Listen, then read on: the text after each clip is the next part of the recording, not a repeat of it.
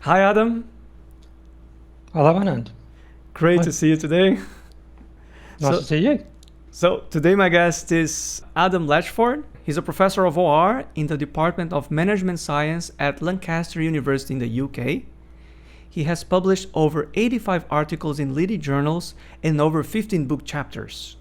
He has served on the editorial boards of 7 international journals, including Math Prague, Math Prague Computation, and Operations Research. In 2006, he received an IBM Faculty Award and was made an EPSRC Advanced Research Fellow. In 2009, he was made a Fellow of the OR Society, and in 2013, he led a research program on optimization at the Isaac Newton Institute in Cambridge. From 2011 to 2018, he was director of NATCOR, the National Doctoral Training Center in OR. His research interest is in optimization, including theory, algorithms, and applications. He concentrates mainly on integer programming and combinatorial optimization, but also has some interest in global optimization. He's interested in applications of optimization not only in OR, but also in statistics, computer science, engineering, and the physical sciences. He's known especially for his work on cutting planes and their application to vehicle routing and facility location problems. Adam, it's a great honor to have you here. You are one of the most important references in integer programming, so I'm very thankful for you to have accepted this invitation. How are you? Yeah, I'm fine, thank you. Thanks very much for inviting me as well. It's a great series of videos. I've been watching some of them on YouTube, and they're really good. Oh, thank you so much. So Adam, you were born in 1968 in the UK, and from your CV, I noticed that you studied and worked in Nottingham and Lancaster. But from which part of England are you actually from? Okay, yeah. Originally, I was born in London, a place called Lambeth, and I spent most of my childhood until I was about 18 years old in southeast London, so around Woolwich area, which some people from the UK may have heard of. Right. Do you come from a working class or an upper class family? I would say my family was pretty working class, actually. Yeah, my father was a lift engineer. For the Americans, lift means elevator, so he was an elevator engineer. And then after that, when he changed his job, he worked for Ford motor car company. They had a plant in Essex, which was not that far from where we lived. Right. And what about your mom? My mother was a housewife for a while, but then she got a job in the British Civil Service as I guess they called it systems analyst in those days. So working with some of the first computers, in fact, Wow. um, for the Ministry of Defence. Oh, great. Did she study? Did she go to the university? Not at the time. At the time she got that job, she didn't have a degree. But later on in life, when she was about 50 years old, she did a degree in English. Wow.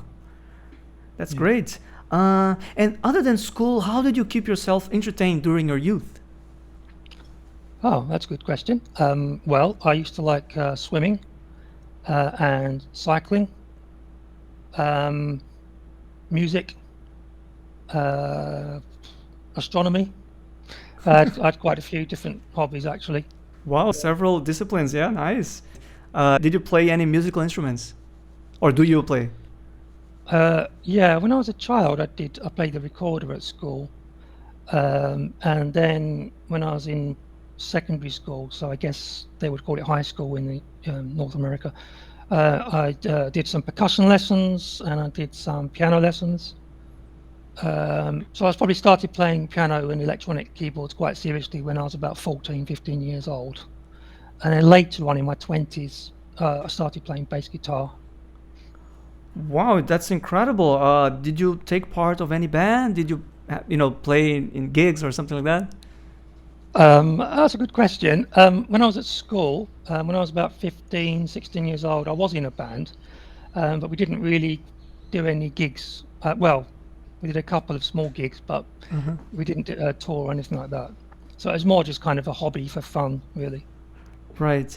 Um, do you have any favorite band or artist? Oh, that's a very good question. Um, That's actually quite a difficult question for me to answer. So because I like several different kinds of music. So I like electronic music. So I used to like things like the Human League, stuff like that. And then I also quite like jazz. So I used to listen to lots like people like Miles Davis, John Coltrane, and stuff like that. But also I quite like progressive rock as well. So I used to listen to like Genesis, Yes, bands like that. Right. A mixture. I know you like a progressive band by Jeff Lynne, right? Yes, oh definitely, yeah. Electric Light Orchestra, or ELO, Uh-huh. one of my favourite bands. Yeah, I've got all of their albums actually on CD. Don't have them on vinyl anymore. Yeah, Yeah. I know Jeff Lynne, of course, for his extensive work on ELO, but also the Traveling Wilburys, and he was also producer for the Beatles, Freezer Bird and Yes. Real Love, when they did the anthology project. Yeah, he's a very talented guy. Genesis, they've just made their final presentation. Apparently, Phil Collins I think, has retired officially. Yeah, they announced that just a few weeks ago, I think. Yeah. Yeah. Yes, I like prog rock quite a lot. I'm a huge fan of Rush, but I also like some of the bands you mentioned, including Yes, and But you grew up in the 70s and 80s. Were you into British punk rock bands like Sex Pistols and The Clash, or into post-punk bands like The Police, New Order, The Smiths, and so on? Yeah, that's another very good question. I didn't, if I got to be honest, I didn't really like punk. I don't know, maybe it's just too energetic for me or something. I don't know. But some of the music that came out around that time, yeah, definitely, I was still quite fond of. So there was what they called a ska revival in the UK in about 1980 or so. Bands like the Specials, Bad Manners, Madness. I don't know how many of these are famous overseas. No, Madness. I think they have a hit. Our House, yeah. I think, right? It's from Yes, yeah. Mm-hmm. So those bands originally they drew on ska music, which is from Jamaica, but they added some sort of British sort of influences to it, and those were extremely good. I used to quite like a band called the Stranglers. I don't know what to say about them. They weren't really punk. They started out as, I think, what they call pub rock, playing in pubs.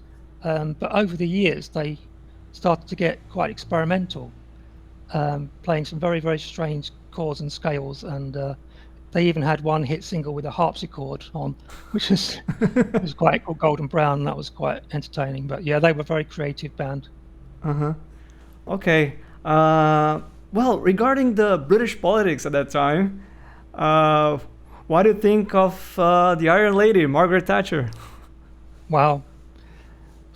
I'm not really left wing or right wing really. At the time, I think Thatcher came into power. I think it was the late 70s. 79. Yeah, 70. Oh right, you know more than me then. 1979.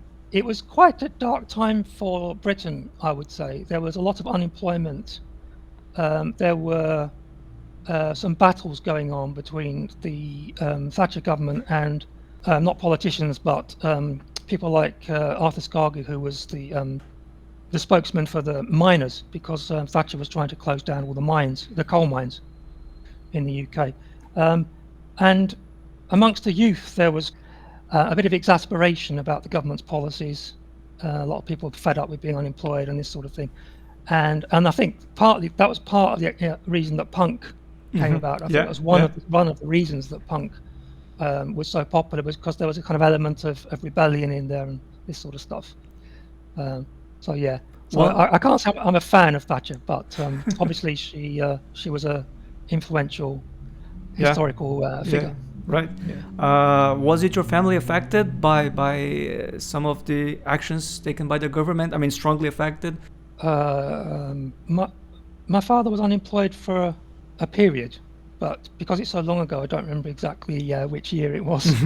But yeah, certainly there were times of unemployment for many people. Okay. And what's your opinion about the Brexit? Oh wow, that's what we call a can of worms. Oh, quite sad. It was sad. I think because I've got a lot of European friends, a lot of friends from mainland Europe, I should say. So it was a bit upsetting. But having said that, I think it was a much more complex debate than maybe people realised. It wasn't just the right-wing Eurosceptics or whatever, trying to re-establish the British Empire or something like that. There were some of those, but there were also other people who voted for Brexit who were not right-wing. There were actually some left-wing people who maybe were fed up with the way that some of the other countries had been treated. Like they felt that Greece, for example, had been treated unfairly and this kind of thing. And there were even some anarchists who voted for Brexit as well. So it's actually quite a complex picture. It wasn't just a matter of left versus right. It was actually very complicated. Yeah. The way it came out in the media is also the fact that the youngsters did not vote or did not take a position regarding this matter. Is that right? Yeah, I think it was a higher probability of somebody older voting for Brexit and people younger voting against. But yeah, I think you're right. If more young people had turned out, probably wouldn't have actually happened. I mean, Brexit would not have actually gone ahead, I don't think. Your interest in math came at a very young age, right? Yes, yeah. When I was, I don't know, probably when I was about 5 or 6 years old. I used to like puzzles, stuff like that, math puzzles. Yeah, Makes sense. actually, there was a story I wanted to tell you. I don't know if I don't think I mentioned this in our emails or anything. But when I was in, again, I think you would call it middle school, but for us we would call it junior school. There was a time when I was naughty, and one of the teachers sent me to the headmistress, like the equivalent of a principal. And actually, this happened a few times, but one time when I was sent there, instead of telling me off or punishing me, she just said, "I'm going to give you something to keep you quiet for a while." Okay, and she actually gave me some flat pieces of paper with drawings of triangles and squares and pentagons on, right?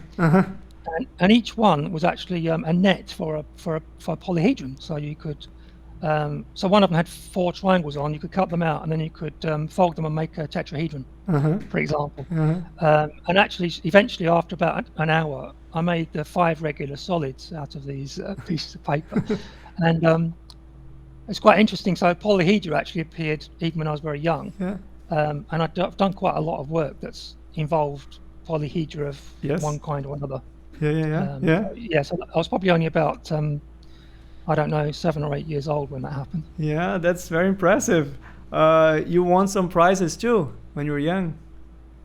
Oh yeah, yes I did. Yes, I can't remember exactly what age I was. I think I might have been 11 and 13 or thereabouts. But yeah, there was Greater London used to hold this mathematics competition, and I went in it. I think there was only 2 years that could go in, that could participate in this competition. So I went into it twice. And if I remember right, I think I got first prize both times, which I was actually quite surprised by, because it was open to all the schools in Greater London, which actually, London's got millions of people in. So it was that was really nice.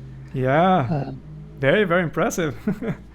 But your undergrad degree, we have to talk about that, of course, is very unusual. It's in Linguistics and Psychology.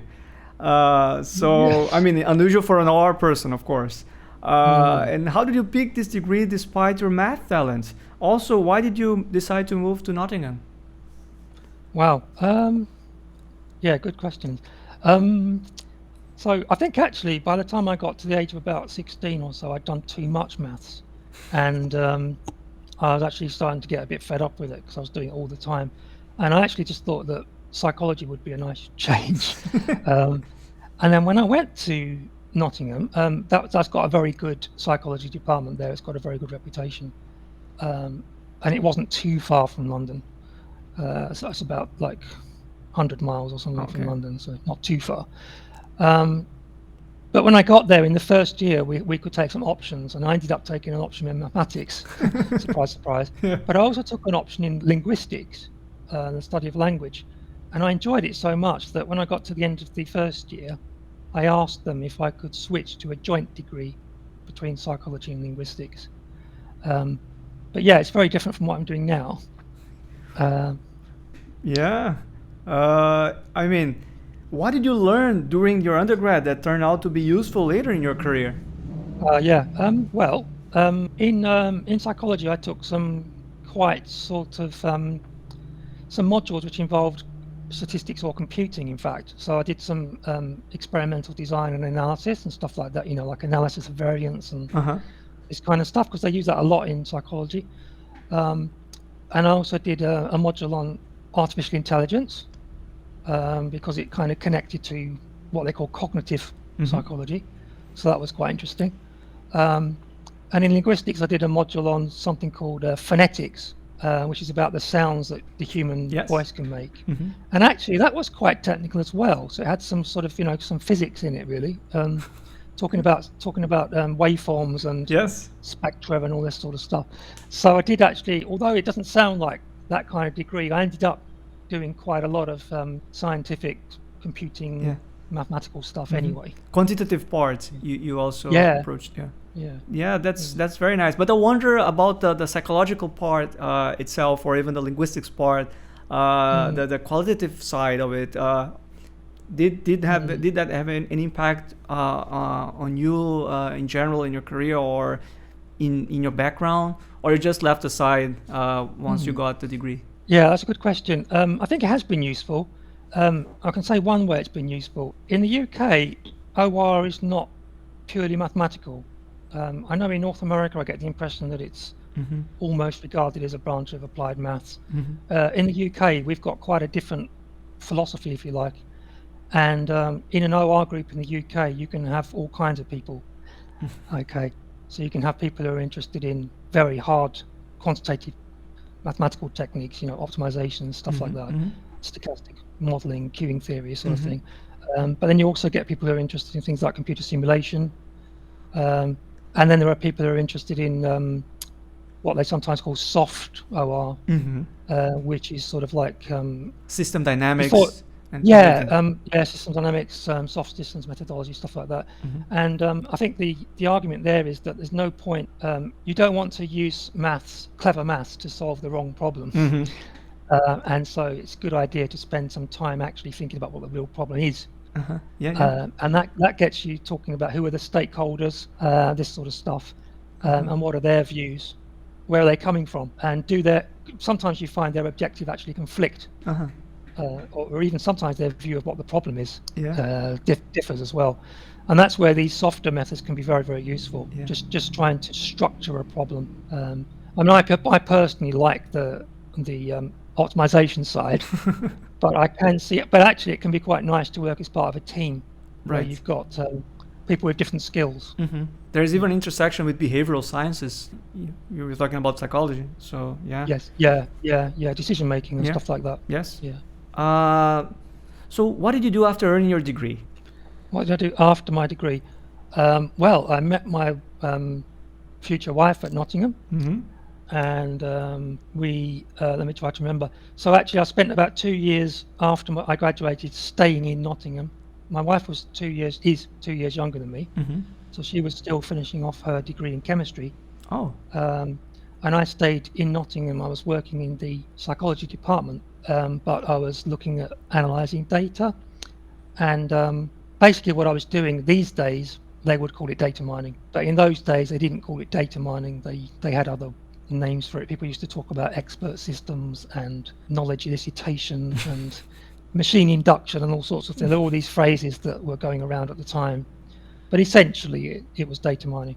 So I would get really large databases, things like, say, for example, one database was about criminal behavior, and so it had some data on men, their age, their place of birth, this sort of thing, and how many times they'd offended, like committed some sort of criminal offence.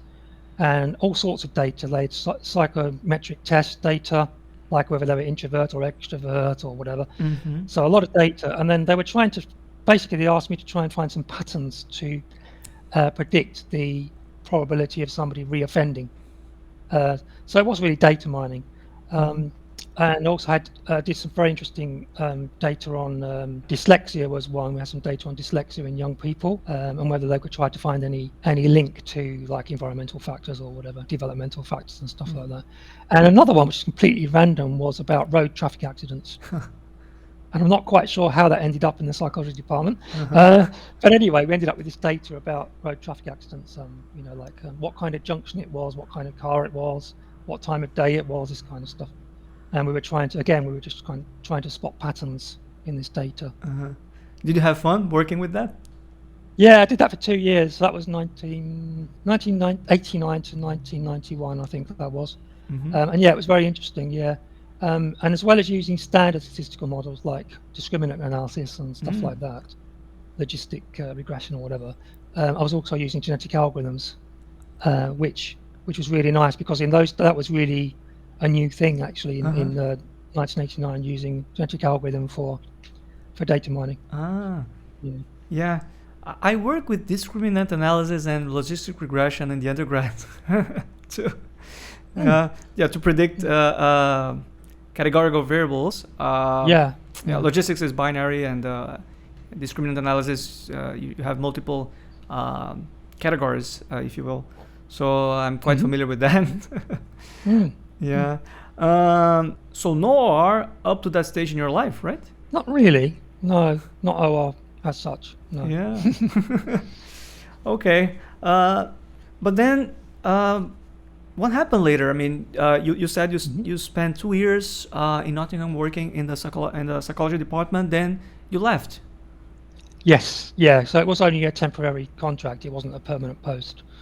My wife finished her degree, and she is from Lancashire, which is actually where I'm living now. Lancashire is in the northwest of England, and if you go much further north from us, pretty much you're in Scotland. So there's the Lake District in between. So if you go north from us, there's Cumbria, which is the county that has the Lake District, which is gorgeous, really beautiful place. And then just north of that, basically you've got Scotland. So it's quite north. So we got engaged, and my wife wanted to come back to Lancashire, which is where most of her family were living, and I came with her. Moved up here in 1991, and my wife actually started training to be a teacher, so a chemistry teacher. While she was doing that, I was looking for a job, and I actually spent, I think it was about 8 months looking for a job. Wow. Yeah, because the thing about psychology is having a degree in psychology on its own is not actually that valuable. Normally people will go on to do a master's or a PhD in some kind of specialism, like educational psychology, or trying to think developmental psychology, or whatever, criminal psychology, or whatever. There's all sorts of different things you can branches. do. Yeah, branches of that. So I did think to myself, well, I'm going to have to, if I want to get a decent job, I'm going to have to go back to university. And then I picked up a prospectus from Lancaster University and just flicked through it. And although I did look at the psychology pages, I also came across a page about operational research, and just by chance. And I had a read of it, and it said, do you like problem solving? Are you good at maths? This sort of stuff. And when I was reading this, I actually thought, this sounds really interesting. This is more interesting than the stuff I've been doing, And so I decided to apply for this master's degree in OR. Right, in Lancaster University, right? Yes, yeah.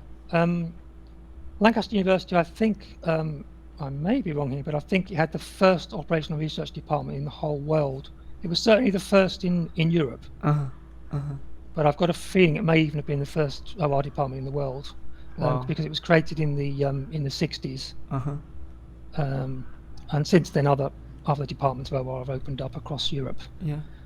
OR groups.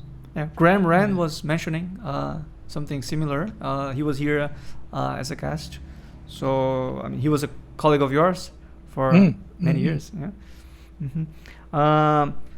So tell me about your master's work. Did you collaborate with any company? That's a question. Yeah. The taught courses I did sort of the typical OR stuff, optimization, simulation, and this sort of stuff. But then in the summer we used to have like a placement with the company. So that would have been, let me think, that would have been 1993, I guess. Yeah. So my project was with what's called Greater Manchester Passenger Transport Executive, GMPTE. It doesn't exist anymore. It's been replaced by something else. But anyway, this was the body that had control, responsibility for all of the transportation in Manchester. It's a very big area, very big city, and it's about an hour away from Lancaster by car. And they controlled all sorts of things like buses, trams, trains, I don't know what else, all sorts of stuff. And what this particular project was about was school buses for children. And they actually turned out to be quite a complicated optimization problem. It was, these days you would call it a combinatorial auction, but in those days I don't think they called it that. But so it's basically just trying to decide which bus companies should. Oh, this relates to Margaret Thatcher, because I think it was the Thatcher government which deregulated the buses across the UK. So I think it was her that we used to have a national bus service, but now we have lots of small companies competing with each other. Okay, so that was a really interesting project. So it's basically about how could this GMPTE, how could they provide school bus services to all the school children with the cheapest cost? Because all these different bus companies, they had sort of like capacity constraints and mixed fleets and this sort of stuff, like single decker buses, double decker buses, or whatever, that sort of thing. Yeah. Right. So that was the first time. I think that was the first time I solved a real integer program. In fact. Yeah. And what about your PhD? Was it your idea to work with vehicle routing? Yeah. Actually, it's a kind of similar story to how I ended up in the master's degree. I wasn't really thinking about doing a PhD. One of the lecturers on the master's degree, a guy called Richard Eglese, he's very well known for his work on what are called arc routing problems. So particularly things like treating roads with salt and stuff like that in winter and stuff like that. He did a lot of problems like that. And he came up to me and he just said to me, "Oh, I see you did quite well on this module, whichever module it was. Would you be interested in doing a PhD?" And I thought, yeah, why not? Yeah. But it wasn't like an ambition. Okay.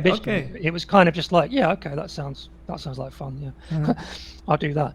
And he actually had a funded PhD position, which is basically those vehicles that spread salt on the roads. He had done some work with Lancashire County Council and Cumbria County Council, which is just north of Lancashire, and they basically wanted to know how many vehicles they needed, and that turned out to be a very, very complicated combinatorial optimization problem, capacity constraints and time deadlines and all sorts of other stuff as well. Some one-way streets, some two-way streets, this sort of thing. Yeah. Right. And how was the experience of working with Professor Richard Eglese? I met him once, and he's such a gentleman. He is. Yeah, no, great. Really, really great supervisor. Really nice. And I've kept up a friendship with him ever since as well. Yeah. Right. Tell me. Yeah, I was going to say about the PhD was quite a strange experience because when I started, it was the intention was that I would look at heuristics for these particular arc routing problems, and after about 6 months, you do a literature review. The first thing you try to do is a literature review. So after a few months doing literature review, I went down to the library and I just started reading old issues of mathematical programming, just because I thought it'd give me a good grounding in, sort of give me a good overview of optimization and combinatorial optimization in particular. So I actually started from issue 1, and I didn't read it all. I just looked at the abstracts, and occasionally if there was one that looked really interesting, I'd start reading it. And eventually, after doing this for quite some time, I came across a paper by Martin Grutschel, Mm-hmm. and I can't remember who the other author was. May have been Holland, I'm not sure. Which was about sort of cutting plane approach to the travelling salesman problem. And they'd solved some instances with, I think it was up to about 600 cities Wow. to proven optimality. Uh-huh, uh-huh. That paper had a real big impact on me Mm-hmm. because up to that point I always thought, well, if a problem's NP hard, you've got to use heuristics, you know. Mm-hmm. And a lot of people still think that today. And then when I realised they were solving these massive, well, at the time, very, very large TSP instances to optimality, at first I almost didn't believe it. Mm-hmm. And then I started reading about polyhedral theory and stuff like this, trying to understand what they were doing. And I actually took this paper to my supervisor, Richard, and I said, hey, did you realise these people are solving these real instances, you know? And he was quite surprised as well. And I just asked him, would it be okay if I changed the topic of my PhD and switch from the heuristic side to the, I suppose you might call it lower bounding side, Mm-hmm. like trying to compute strong lower bounds using linear programming. And I was quite lucky because he said yes. And he was really, really great supervisor because he had the patience and the time to actually study this stuff himself. Wow. And sometimes we would sometimes we would even look at stuff together to try and understand exactly how they were doing it. Mm-hmm. And that was really good because I don't think there'd be many PhD supervisors that were willing to just Yes. allow their students to suddenly switch subjects and then put an effort into to really understand what they're doing as Mm-hmm. well. Mm-hmm. So yeah, so I'm very thankful to Richard for that actually. Uh-huh. Yeah. Wow. So that's how you got into integer programming. Yeah. Yeah. Some papers by, and then once I'd read papers by Martin Grutschel, then I started to look at papers by people like Lawrence Wolsey, Manfred Padberg, Giovanni Rinaldi, and so on and so on. A whole list of really Right. Schwartel and so on. You know, these great people that made such a big contribution. And yeah, as I say, I was so impressed by it, I kind of switched over immediately to Uh-huh. the exact, mostly the side of doing exact algorithms. Uh-huh. And after reading a paper by some Italian folks, you realize you could connect the content that you found in the Martin Grutschel's paper and theirs, right? Yeah. I'm trying to think what year that was. I think it was towards the end of my PhD, in fact. So it was probably about 1996. I was looking at papers on, like I was saying, sort of this polyhedral approach to TSP and stuff like that. And I read 2 or 3 papers in a short space of time. There was one by Applegate, Bixby, Schwarzschild and Cook, which was called Finding Cuts in the TSP. Really great paper. It wasn't published as far as I know, but it did eventually lead to a really good book. Yeah, fantastic book. And then I was looking at a paper by Lisa Fleischer and Eva Tardos, which was called something like Separating Comb Inequalities in Planar Graphs or something like that. I can't remember now. And then pretty much the same month, I think it was, I came across a paper by Caprara and Fischetti, which was called Zero Half Schwarz-Montgomery Cuts, which might sound like a bit of an obscure title. But anyway, and when I was reading these, I thought, well, these are all linked together somehow. They're all linked. Because the paper by Applegate et al., they were, at one point in that paper, they started to talk about congruencies modulo 2. Okay. And then in this zero half cuts paper, the whole point of that paper was you take some inequalities, you sum them together, you divide by 2, and then you round down. Okay. And this gives you a whole bunch of interesting cuts for all sorts of problems. And then the one by Fleischer and Tardos, that was about comb inequalities for the TSP, and comb inequalities, one thing they mentioned in that paper is that you can derive them as Schwarz-Montgomery cuts. So I was just started thinking about all these things, putting them together, and then it suddenly occurred to me, hey, you know, you could use this method in the Applegate paper, you could modify it, if you like, and adapt it to the these zero half cuts that the other guys were talking about. Okay. So that was 1996, and this was actually just towards the end of my PhD. So I'd actually already pretty much finished writing my dissertation, and then suddenly thought, "Hey, this is really exciting." This is so what I did was I emailed Alberto Caprara and Matteo Fischetti, and just said, "Hey, did you realise that you could generate these cutting planes that you're talking about by solving systems of like simultaneous equations, but simultaneous congruencies, modulo 2. And they actually replied, and they just said, "Well, no, we didn't know that. What are you talking about?" So then I sent them a bit more detail about the idea, setting up this matrix and solving these congruencies using something like Gaussian elimination, basically. And I was quite lucky because really, particularly Matteo Fischetti was a big name, is a big name. And I was very lucky that they actually listened to me, because they could have just thought, "Oh, this is just a crazy email from some crazy student in England," you know. But they did listen to me, and not only that, but they actually generalized the results. You can imagine those guys pretty much as soon as I said that, they said, "Oh, you could do this modulo any prime." I thought, "Oh, yeah, I suppose you could, yeah." And then we got this conversation going, and that eventually led to a paper that we published in IPCO, and then later on a full version in mathematical programming. So that was how I got to know those guys from Italy. Wow, that's an incredible story. And can you comment on the influence of Alberto Caprara on your career? Yeah, massive influence. Yeah, I mean, he opened some doors for me because, for example, he persuaded the organisers of the Ossoir workshop on combinatorial optimization. He persuaded them to invite me along a couple of years running, I think. And that was great because it got me.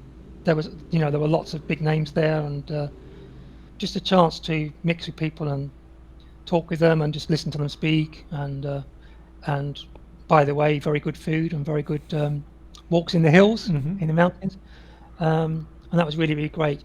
And then after one of the Ossoir workshops, they invited me to go to Bologna University in Italy, just to spend I can't remember, a week or 2 weeks there. I think it was 2 weeks there, and that was fantastic, really, really good. Were you still a PhD student when they invited you?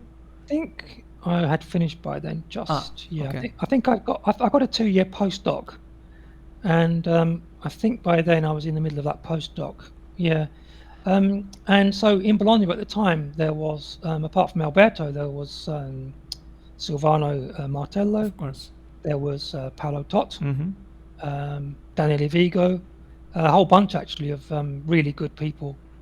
And it was great. And but it also affected me, going to Italy also affected me more emotionally, as well as just in terms of academic development as well. I just kind of fell in love with the place pretty much immediately after I got there. Like the food, the sunshine, the language, the music, everything really. I just thought, this is just really nice, very, very different from the north of England, actually. And I literally, the first week I was there, I literally made a decision. I thought, I'm going to learn Italian. I'm going to learn how to speak it.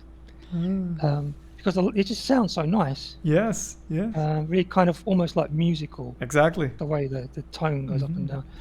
So I did. And I actually ended up making a lot of Italian friends and academic friends, and also outside of academia as well.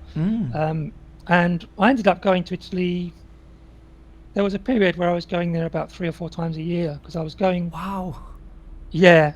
So I'd be quite often go to University of Bologna, or I went to Rome once to the University of Tor Vergata. I went to another place called L'Aquila, which maybe you've not heard of, but there's a really good university in L'Aquila, up in the mountains. And also my wife and I, we went there on holidays as well. So we went to the usual sort of tourist places like Venice, Verona. Wow, that's incredible. Sorrento, Amalfi. Yes, I know. The Amalfi Coast is just so nice. Really, it's a gorgeous place. Yeah, I've been to Sorrento. Yes, it's nice. Yeah. as you said, you collaborated with other Italians. For example, Andrea Lodi, who was even here as a guest recently. Apparently, there's a funny story involving him. Yes, yeah. So the first few times I went to Bologna, the main goal was to work with Alberto, really. But Alberto had this habit of turning up quite late. So he would tend to come into work like 10:30, 11 or something like that. And because I was young and I was very keen and very energetic at the time, I used to go there like about 9 in the morning and kind of wait for him. And this went on quite a lot. So I just started chatting to Andrea, who had shared an office with Alberto. And eventually we started talking about some quite technical stuff. We were talking about primal algorithms for integer programming, for example. And we talked about Gomery carts and all sorts of stuff like that. And in the end, we ended up writing quite a few papers together. I think it might have even been, I don't know, about 5 maybe in the end. Wow. And that really came about because Alberto was late. Because I used to talk to Andrea between about 9 and 11 every day. Really nice guy, Andrea. And I've kept in touch with Andrea ever since as well. And yeah, Bologna, it's a very nice city. Not many tourists go there.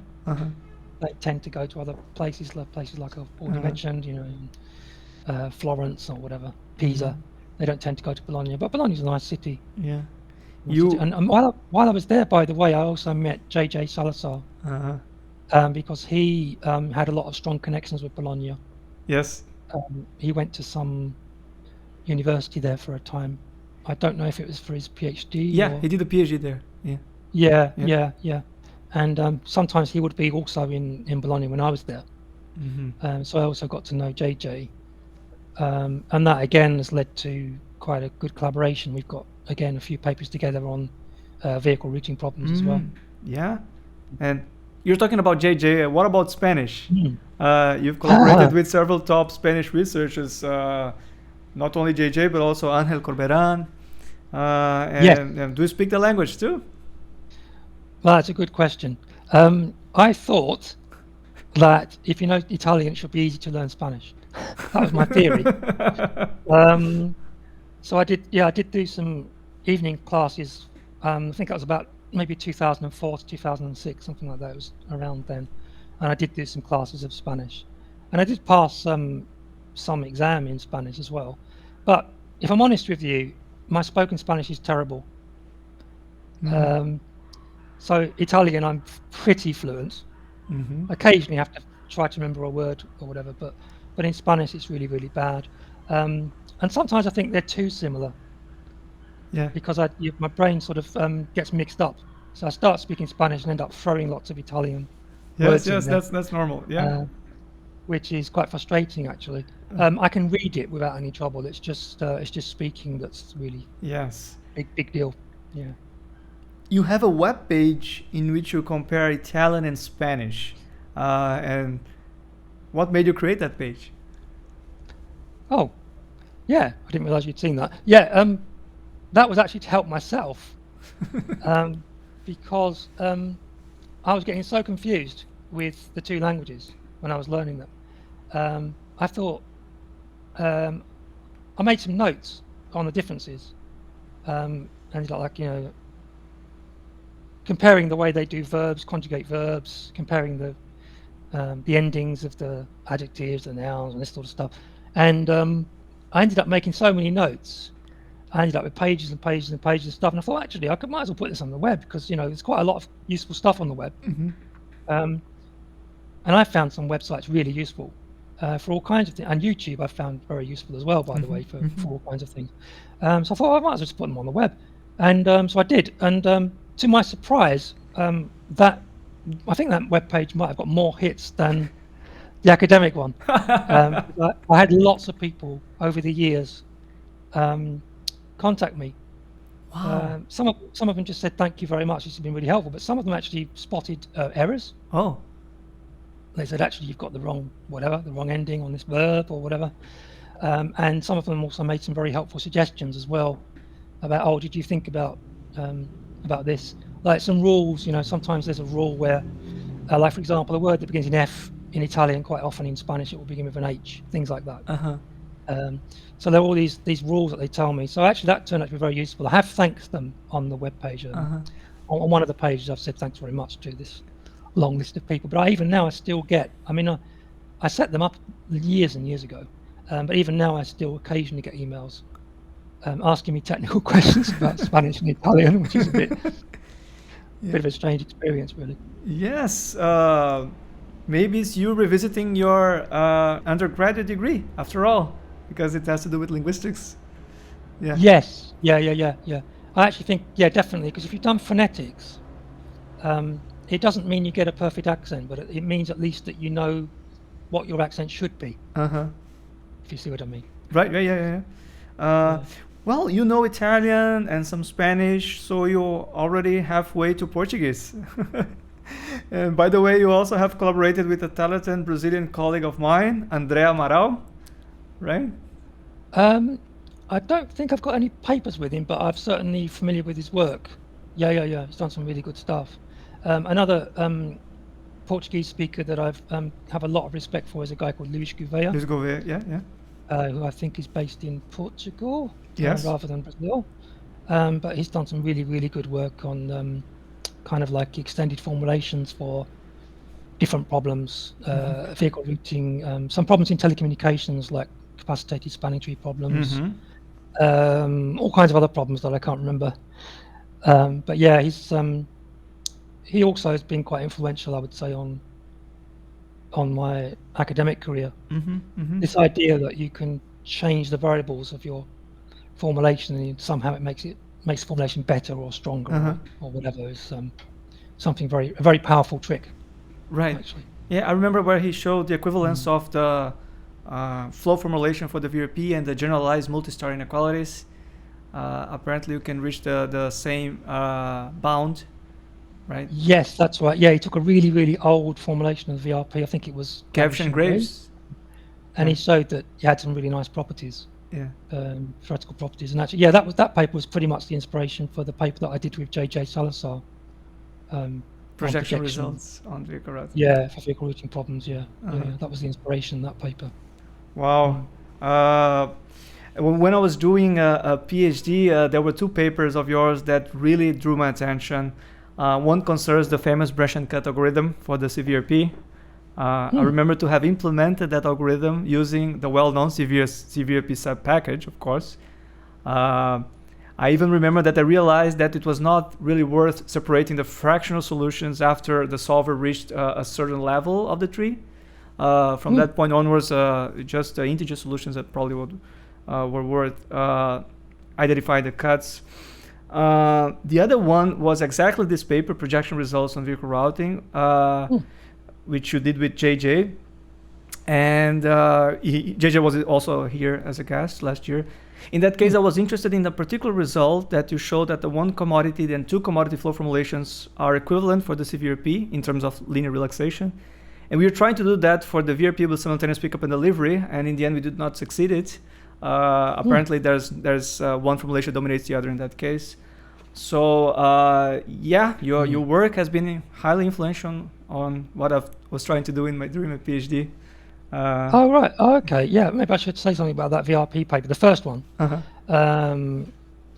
Yeah, that was Richard had this friend called Jens Lisgaard, and I don't speak Danish, so I'm going to get all the pronunciation wrong. He's at the University of Aarhus in Denmark, and very, very good computer programmer, by the way. And I don't even remember how that paper came about. I think, again, it was just one of these, maybe bumped into him at a conference or something. And we decided that we wanted to get the world's best algorithm for the capacitated VRP, basically. Spent a lot of work on it, a lot of algorithm design, exact methods, heuristic methods, combining them in sort of different ways, this kind of stuff. And data structures, that was quite important as well, getting the right data structures. And but I have to say, the implementation, that was pretty much all Jens Lisgaard. It wasn't me and Richard. We just contributed on more like the theory side of things. So you're not much into coding? Well, I do a little bit in C, but I'm not very good. I'm not a professional like some of these other people. Right. No. So you hardly code nowadays? Not a lot. I do a little bit every year, but okay. not a huge okay. amount. Sorry, yeah. So that paper, we had the best algorithm in the world for the CVRP for about 4 or 5 months. That was exactly my question. How did you feel when the branch cut and price algorithm by the Brazilian team, led by my PhD co-advisor Eduardo Shoa, came out after your branch and cut?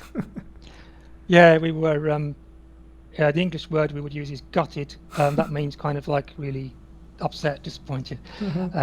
Yeah, so I came across this paper. It was called Robust Branch Cut and Price for the Capacitated Vehicle Routing Problem, I think. Yes. And as you said, it was by a bunch of guys from Brazil mostly. Mostly, yeah. And Jens was there too, I think. Yeah. Because of the CVRP sub package, I think he joined that. Yeah, so they did. That was a very good paper, actually. Very good paper. They basically showed that if you add your cutting planes in a clever way, then you can continue to do the pricing without destroying the pricing sub-problem. Because in previous papers on branch cut and price, people did try it, but quite often the cuts they added in the master problem ended up messing up the pricing structure. Yeah, so it was much harder to solve. But what those guys did almost enables you to cut and price independently of each other. Very, very nice. Yeah. And obviously it's inspired lots of papers since then on that method. But yeah, we were really shocked. I was really shocked because I think we solved a couple of unsolved instances, and then those guys just wiped the floor with us, and they just solved almost all of the open benchmark instances. Yeah, they went all the way up to 135 customers. They solved up to that. Yeah. Yeah, I think you're right. Yeah. So tell me more about your extensive work on mathematical programming and polyhedral combinatorics. If you want, you can list some of your main contributions.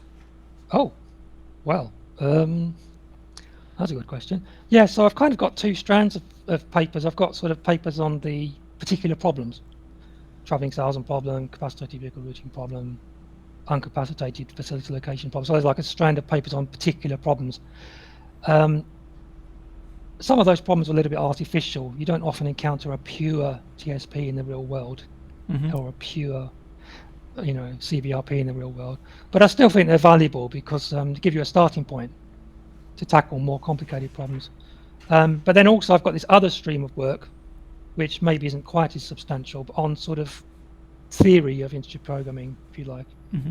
So like the one I mentioned on these 0 half cuts and mod k cuts, stuff like that.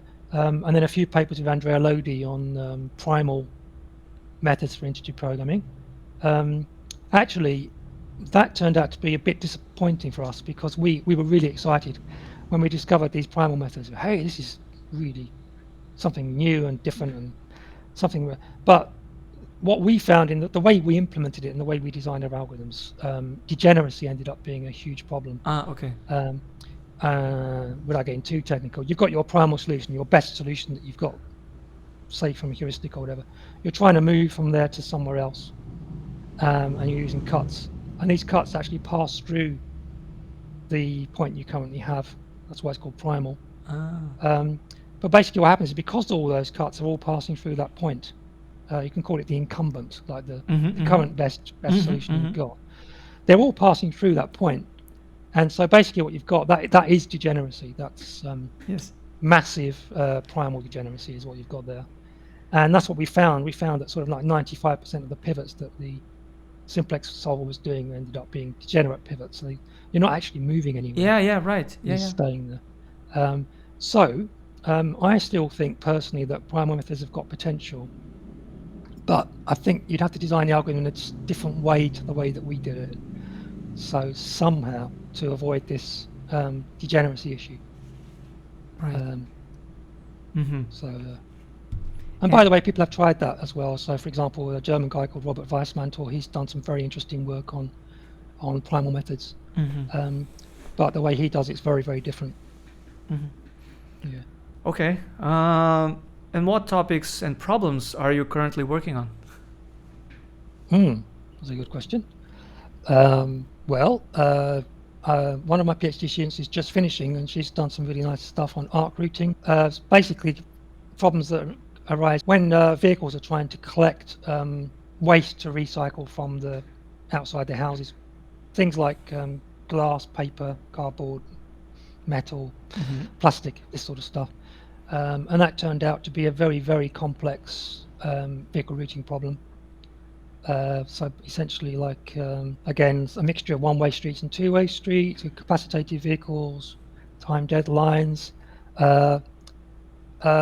and what they call intermediate facilities, because the vehicle's got to, comes from a depot, it goes to some houses, collects all their rubbish.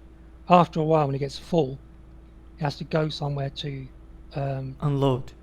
unload all this stuff, and typically it will not be the depot. Okay. It will typically be some sort of recycling plant somewhere else. So they call these intermediate facilities, and then they can come back and start, if they've got enough time, they can then come back and do some more collections. So it's quite a strange problem really, because the time limit is the whole route. You know, the driver wants to get home after 8 hours or whatever, but the capacity limit isn't for the whole route. It's because you can unload as you go along. So that only applies to sort of pieces of the route. Yeah, she's done some really good stuff. She's called Tu Dang. She's from Vietnam, and she's already got 2 papers published, and I think another couple on the way as well. Very good. So PhD. Yeah, I'm very pleased about that. I've got another PhD student who's working on news vendor problems. Something a bit different from me, because it's kind of a stochastic, non-linear sort of thing. Continuous. I don't usually do that sort of thing, but it's interesting. It's really been quite interesting. Multi-item news vendor problems and this sort of stuff. And I'm trying to remember what else. Oh, and then one of the other people I met in Italy, she's called Laura Galli. She was in Bologna, and then she moved to Pisa later on. And I've done a series of papers with Laura on a few different things actually. Max cut problem, quadratic integer programming.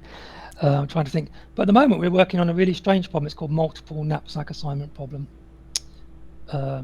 which I'd never heard of before. Laura just discovered this. There's only 2 or 3 papers on it, but it's a very strange problem that's a kind of combination of the multiple knapsack problem and the assignment problem.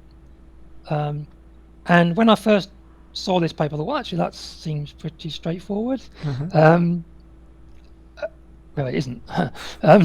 When I started to actually look at the polyhedra associated with, like, I'm using this software package called Porto, which is very famous. Facets and stuff. It's actually got a very, very rich structure, and I almost got to the point where actually proving something is a facet is a real hard.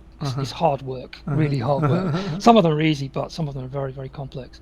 So that's actually been fascinating, because I didn't expect that. I thought it was going to be really straightforward, just like a minor variation of knapsack problem. But it turns out it isn't. Yeah, I was going to ask how do you usually come up with the insights of identify facets or valid inequalities, but you already gave a hint that you use Porta, which is a very, very useful software for that purpose, right? Yes, yeah, Porta. It was developed in the University of Heidelberg in Germany. It's undergone some revisions. There's actually an improved version called Panda, which is out, but I haven't bothered to learn how to use it. The Porta is really good, because you can put in, provided your problem's got no more than about 20 variables, then you can compute all the facets. And even if the problem has got more than that, you can sometimes, it has got a function where you can test if an inequality is a facet without actually computing all the facets. That's really useful as well. Okay. But to be honest with you, I'm quite a visual person. I like to have a mental image of what's going on. I think that's why I like the travelling salesman problem so much, and the vehicle routing problems, because you can visualize what's going on. and facility location problems as well. You can actually see the dots that are the facilities yes. and the dots which represent the clients and this sort of stuff. And it's quite often what I'll do is I'll just make up small instances of the problem, try to formulate it as a integer program or something, and solve the LP relaxation of it, and just see what it looks like. Like just draw it. And sometimes when you do that, you can think about inequalities in a kind of intuitive way. Well, I need to cut off this fractional bit over here. I've got this circle of halves or whatever I've got over here. I should be able to get rid of that somehow. So occasionally you can just do it using your sort of intuition. And then sometimes when you don't manage to do that, that's when Porter can come in very, very handy. Because you can, what you can do, Porter's really great because you can put an inequality which is not a facet and it will tell you why not. And that's really, really good as well. Yeah. So then sometimes you can then, by using the output from that, you can then strengthen the inequality and then try again, put it in again, the strengthened version. Is that one a facet? Right. And if not, why not? Keep doing things like that. So yeah, I like Porter, and I've used it. I don't know, dozens and dozens of times on all sorts of different problems. I remember I used a software for a similar purpose called PPL. I'm not sure if you heard of it, but for some reason I had to use that. Maybe because the problem, the number of variables were larger than the one that Porter could address. But it turned out to be useful for what I was doing back then. It didn't work out in practice. So, as I was talking to Eduardo Shoa when he was here as a guest, a lot of my effort towards the development of integer programming algorithms for VRPs did not work out. Yeah, so of course I've done a lot of heuristics, but then I spent a considerable amount of time during my PhD trying to come up with ideas, and so I learned a lot from him. Not only him, Arthur Pessoa as well. That exact part, and the step-by-step procedure you just described is more or less what they do too. So I'm really familiar with that, and it's really nice to know that you do something similar. Okay, Adam, according to your CV, you review around 20 journal papers per year. How do you do that?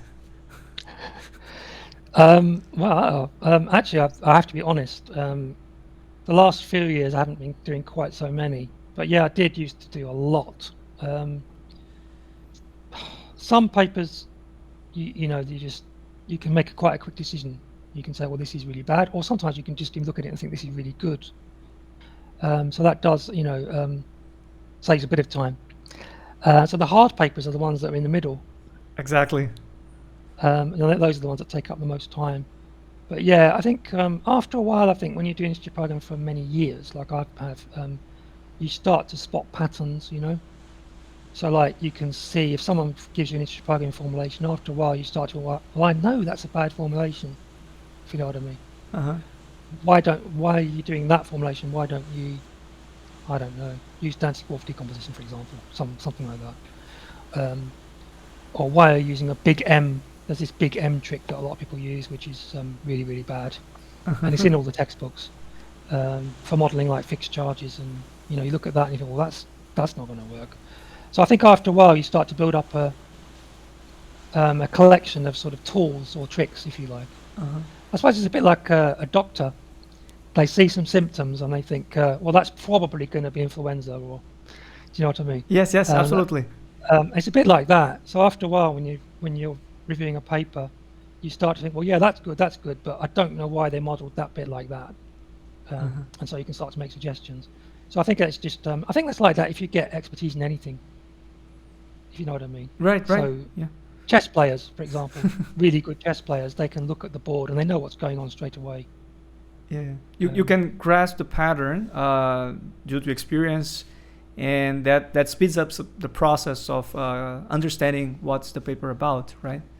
Yeah, I think so. Yeah. Sometimes, I mean, it's almost like some problems got different flavors. So this paper's got a flavor of a matching problem, or this has got a flavor of a knapsack problem. Exactly.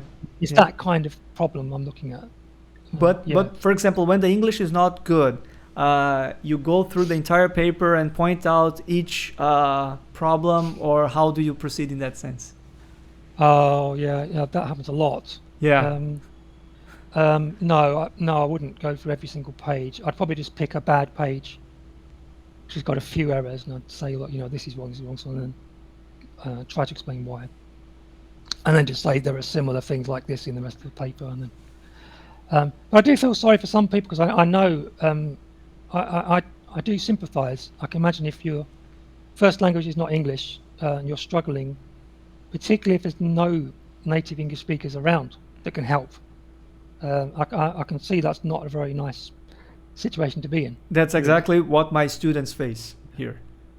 Yeah, exactly. Mm-hmm. Actually, I can tell you a story, if it's all right, if you've got time. Of course. I'll tell you a story. I once went to a university in Italy, and I won't say which one it was. They asked me to give a talk about, it was like game theory. It was game theory applied to a vehicle routing problem, where you're trying to decide how much you should charge each customer for the service. Okay. So it was like they call it a cooperative game. Anyway, that was the thing. So 5 minutes before I was due to give my talk, the guy said to me in Italian, oh, by the way, I hope you don't mind giving this lecture in Italian, because most of our students don't speak English.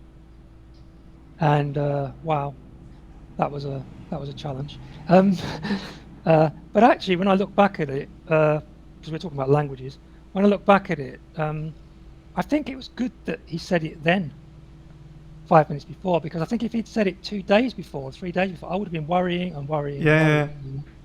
and spending lots of time trying to get it perfect and all this sort of thing. But so maybe it was a good thing that he did that. Right. Because I just had to just go for it and not worry too much. Mm-hmm. Yeah, and also it's an opportunity for you to have an idea how it is for those who do not speak English and don't do. I mean, they might speak, but it's not their native language, so it can be really challenging. Yes, I'm very aware of that. Yeah, and also when I teach, I'm very aware of that. We have a lot of students from overseas, a lot, and that's partly why I lost my strong London accent, because I used to have a very, very strong working class London accent, and I just had to change, because otherwise the overseas students wouldn't really understand anything I was saying. So I had to make an effort to speak more clearly. Yeah.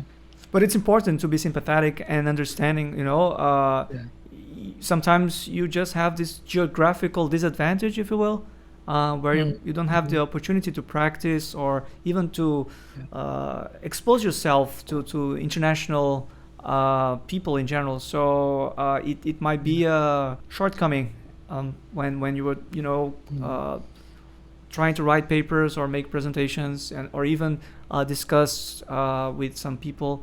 It might be a barrier. So definitely, and also the other thing is the very high cost of journals as well. So some cities, some countries, they can't afford to, the university library can't afford to have all the main journals, or the journals that we would take for granted, and that must be very, very tough. Yes. And I have had cases where I feel really bad, where a paper's been submitted from maybe a developing country or something, and I think, well, this was already done in 1976 or something, and I feel really bad about that, because it's not their fault, they just don't have they literally don't have access to papers. Yeah. And I don't know how I could have done a PhD without being able to go to the library and see what people have done. Yeah, internet helped a lot, but still, if you're not in the environment, it might hold you back from doing the top work. And it can be a bit unfair at times, because you're competing with all these guys with the resources, the language skills and all that. But there are some cases where the people are just able to do that. They succeeded, and that's I think these repositories are really good, like Archive and Optimization Online and stuff like that. They're great because they're free, and most people can access them fairly easily. Yeah. So that's really, really good. Yeah, I noticed that somehow you take the time to do some damage control on forums like ResearchGate when some people make very questionable statements.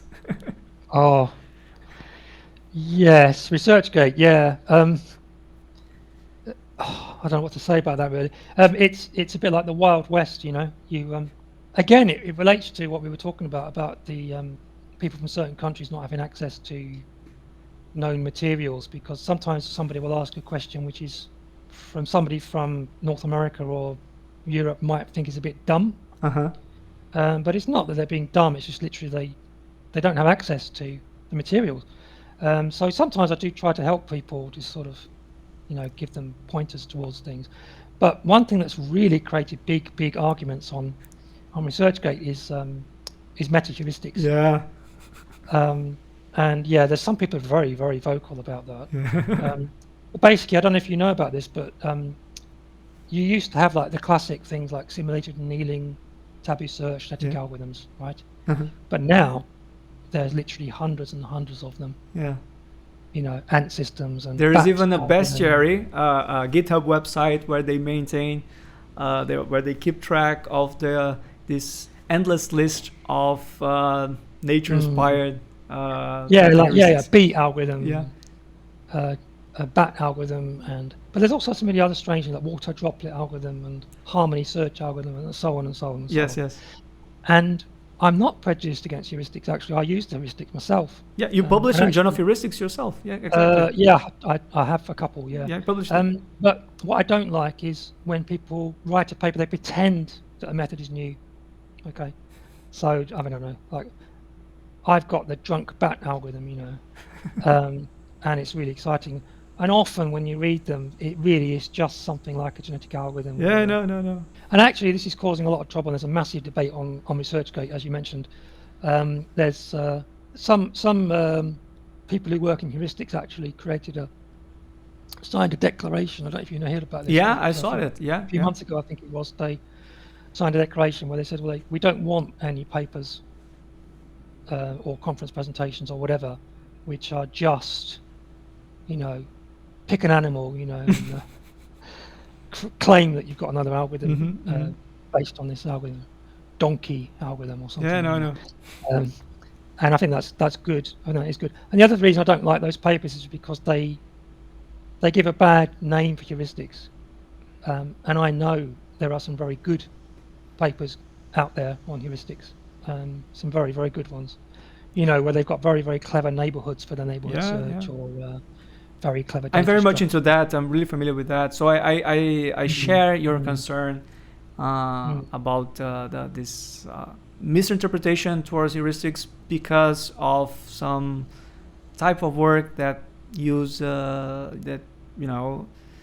these metaphor-based methods that are not really new in the sense of providing original ideas. Some of them are basically reshaping genetic algorithms and so on, as you said. Yeah. I sometimes find metaheuristics a bit frustrating because I spend 6 months designing an exact algorithm, and then I find that it can't solve all the instances I'd like it to solve, and then something like simulated annealing will get better solutions in a few minutes or whatever. But I don't think we should regard it as a battle between heuristics and exact methods. Not at all. I feel that No, I think they're complementary. Of course, absolutely. And there's even the hybrid algorithms, the so-called math heuristics, where you can combine both. Yeah, I particularly enjoy doing those type of algorithms. So I prefer. Yeah, I think that math heuristics conference is a very good development because it's bringing people together. Who normally perhaps wouldn't talk to each other, and it's kind of getting the best of both worlds. Yeah. And these algorithms, they work. They give very good results. Yeah. It's great. Yeah. So changing topics a little bit, I noticed that you had a gospel blog. What motivated you to do that? Oh wow. Yes. Well, when I was about 18. When I was in Nottingham, I became a Christian, so I had a kind of what you would call a religious conversion. I was not brought up religious. Oh. My parents were kind of agnostic. Okay. And it was a long story, but basically I did a kind of, when I was a bit younger, when I was a teenager, I read all sorts of stuff. Sort of some stuff about Buddhism and Hinduism and I can't even remember now, Taoism, all sorts of things. And eventually I started to think, well, Christianity makes more sense to me. yeah, so I was 18 when I became a Christian. And I have been ever since. Um, and I find theology quite interesting, actually. So you might think that's a bit strange, but yeah, some books on theology are actually really fascinating, and they get that quite deep, and some theologians have kind of been influenced by philosophers. So you have theologians who are kind of quite Platonic in the way that they write, and then you have other ones that are more, I don't know, influenced by Aristotle Yeah. or whatever. And so it's really fascinating stuff, actually.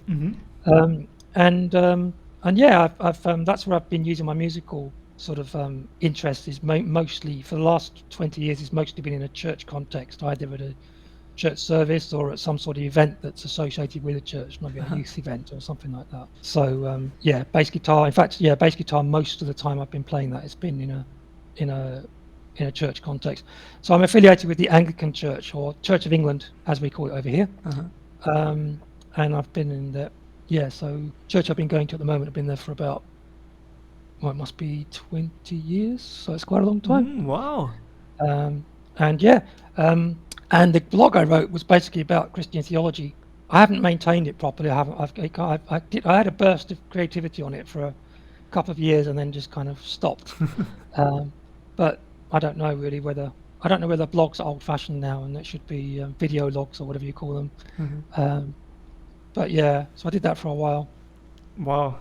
Yeah, that's very interesting. That shows different facets of your personality, and then you have this motivation to share with other people. That's fascinating, in fact. Yeah, actually, I think people might be surprised. I think the tendency in most people's minds is to think that if somebody's into science or maths, then they're going to likely probably be an atheist. But in my experience, that's not true. I've actually met quite a few over the years. I've met a lot of mathematicians, physicists, that kind of thing, even biologists who have some kind of religious belief. It may not be even Orthodox Christianity, but sometimes it is, but they have some kind of religious belief. So it's actually very, very common. I wonder whether sometimes when you're working with mathematics, I don't know about you, but sometimes I feel like I'm discovering things rather than inventing things. Right, yeah. In other words, it feels like there's somewhere floating in space or something. There's this mathematical world, and I'm discovering. I'm exploring it. And of course, that's what Plato thought. He thought that he thought that there, somewhere floating around in space, there's a perfect triangle or whatever. So yeah, I think it does. Sometimes people who are mathematical do get interested in philosophy and religion as well. Yeah. So Adam, to conclude, what do you expect from the field of integer programming in the coming years, and how do you intend to keep on making highly relevant contributions to the area? Oh, that's a really challenging question, actually. Well, I know at the moment it's quite fashionable to try to bring together integer programming with big data, data science, deep learning, machine learning, that kind of stuff, which is interesting. I don't know, how productive that will be. I suppose only time will tell. I think there are some very pressing problems that we're facing as the whole world now really is facing. There are certain problems which just are not going away. Energy is one, obviously. Transportation is another one. Healthcare, probably. Healthcare is another one. Yeah, exactly. And these things aren't going away. And I think that maybe not purely optimization, but operational research as a whole should have something useful to say about this. Well, it does have something useful to say. But I would like it if OR people in general could have more of an impact on policy at a slightly higher level. So in other words, rather than just solving relatively local problems, like helping one factory improve its flow or whatever, or helping one driver improve the vehicle route or something like that. I think it would be good if we could have an influence on some of these really big issues. And I know there are people who are trying to do that. I know there are people, there are people who are trying to do that. So, for example, there's some really good work that optimizers have done on optimizing energy grids and stuff like that. And those are very, very hard very large, smart grid complex, applications. For sure. very complicated optimization problems actually, non-linear, combinatorial, and large. When you go into the engineering, you have a lot of non-linear functions, and it gets a bit nasty. Very hard. That's right. So Adam, it has been fantastic to talk to you and to learn more about your life and your different interests. You are a fascinating person, and from what we discussed the other day, you have a excellent musical taste. I could really connect with you in that sense too. So it has been a huge honor to have you here. Thank you so much for giving me this opportunity to have this conversation with you. Thank you. Oh, thank you, Anna, and thank you for inviting me, and thank you for all the effort that you put into this whole series. I can even just imagine there's been lots and lots of hours editing behind the scenes. And it's really, really good. I think a lot of people will be very grateful to you for setting this up. Yeah, thank you so much. We're expecting a visit from you here, so you can get to know our group here in João Pessoa. Yeah. So once again, thanks a lot, and see you soon. Ciao. Bye, Adam. Bye. See you.